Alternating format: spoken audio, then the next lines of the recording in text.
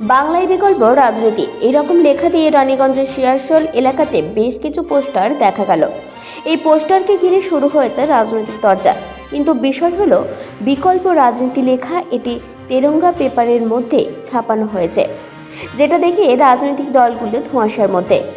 এই তেরঙ্গা পেপারের মধ্যে লেখা বাংলায় বিকল্প রাজনীতিকে ঘিরে উঠছে নানান ধরনের প্রশ্ন, যেমন এই পোস্টার কারা সাটিয়েছে, বা রাতের অন্ধকারেই বা কেন সাটিয়েছে, বিকল্প বলতে কোন বিকল্পের কথা বলা হয়েছে, এই বিভিন্ন ধরনের প্রশ্ন ঘোরাফেরা করছে সকলের মনে।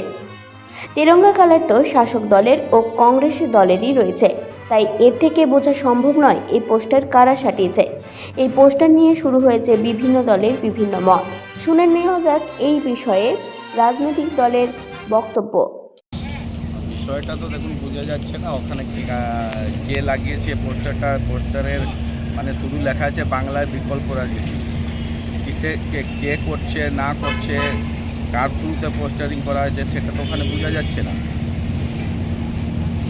তিরঙ্গা রঙে তো কংগ্রেসেরও তিরঙ্গাই আছে, আর হয়তো তারাও করতে পারে, সেটা কিছুই হতে পারে কোনো রাজনৈতিক দল এটা নতুন প্রোপাগান্ডা তৈরি করেছে, লাগিয়ে দিয়েছে, সেটাও হতে পারে। দিনের বেলায় লাগাতো তবে তো বুঝে যেত, এটা তো রাত্রে অন্ধকারে লাগিয়েছে। অন্ধকারে কে লাগিয়ে দিয়ে চলে গেছে। যদি সেরকম রাজনীতি করতে হয় তাহলে পাবলিকের সামনে তো আসতে হবে। শাসক দলের মনে হয় না, এটা মনে হচ্ছে যে অন্য দলগুলো কোনো কনফিউজ করার জন্য এইরকম পোস্টারিং করেছে, রাতারাতি করেছে। রাজনৈতিক দলের কোনো কারো ওখানে নেই যে কে করেছে, কোন দল করেছে, কোনো দলের নাম নেই, কিছু নেই, শুধু বাংলায় বিকল্প রাজনীতি লেখা আছে। তো সেখানে তো যদি রাজনীতি করতে হয় তাহলে পাবলিকের সামনে তো আসতে হবে। দিনের বেলা লাগাতে হতো, রাত্রে কেন লাগিয়েছে? যদি সেটা উদ্দেশ্য থাকতো রাজনীতি করার তাহলে দিনের বেলা লোকের সামনে লাগাবে। যে তেরঙ্গা পোস্টারের কথা আপনারা বলছেন, এটা অন্য কিছুই না, এটা মানুষকে বিভ্রান্ত করার একটা চেষ্টা। তৃণমূলের টাকায়, তৃণমূলের দ্বারা পরিচালিত এটা একটা ছোট্ট কাজ। যেভাবে কয়লা মাফিয়া, বালি মাফিয়াদের সঙ্গে মিলে চক্রান্ত করে তৃণমূল আজকে এই সমস্ত ঘটনাগুলো ঘটাচ্ছে। আপনারা কিছুদিন আগে দেখতে পেয়েছিলেন কলকাতার বুকে তৃণমূলের তৃণমূল বলে একটা পোস্টার তৈরি হয়েছিল অভিষেক বন্দ্যোপাধ্যায়ের নেতৃত্বে। এটা হয়তো তারই একটা প্রতিফলন। যে কোয়ালিটির পেপার দিয়ে আজকে এই সমস্ত কাজ হচ্ছে, সেটা কোনো ছোটোখাটো প্রেসের কাজ নয়, অনেক বড় প্রেস থেকে তৈরি।